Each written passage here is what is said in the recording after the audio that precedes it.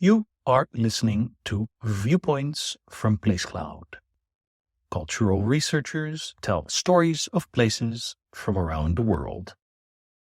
For the full multimedia experience and to support the creators you enjoy, visit placecloud.io. So we're standing here looking into Plough Court.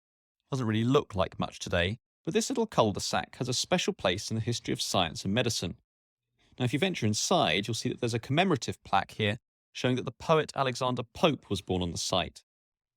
But what used to be number 2 Plough Court, at the sign of the Golden Fleece, was from 1715 the shop and laboratory of the Quaker apothecaries, two brothers, Sylvanus and Timothy Bevan.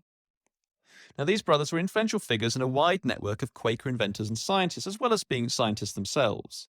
One of their apprentices here was William Cookworthy, who became famous for solving the riddle of how to produce Chinese porcelain, opening up the very first true porcelain factory in the country in Plymouth. Now, the shop and laboratory here at Plough Court was eventually taken over in 1796 from the Bevan family by another apprentice trained here, and also a scientist, Quaker as well, William Allen.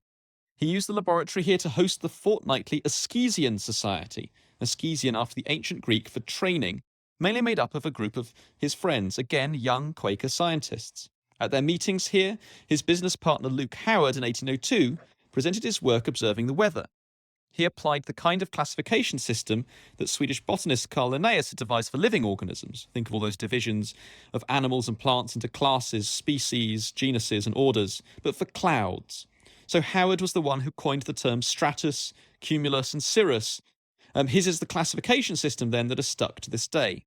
Otherwise, members of the Askesian Society might spend their time testing laughing gas on one another or repeating the electrical experiments of Humphrey Davy.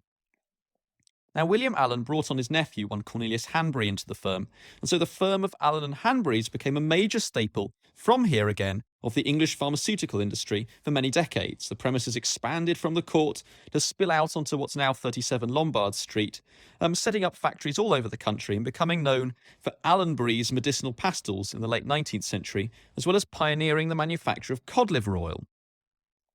Now, they eventually grew into a vast multinational, were acquired in 1958 by Glaxo Laboratories, and in a sense have continued in some way as part of Glaxo Smith Kline, which considers that 1715 pharmacy, the one set up by Sylvanus and Timothy Bevan, as being its first ever pharmacy. So from here in Plough Court, all the way through to today, you have this major connection to the history of pharmaceuticals.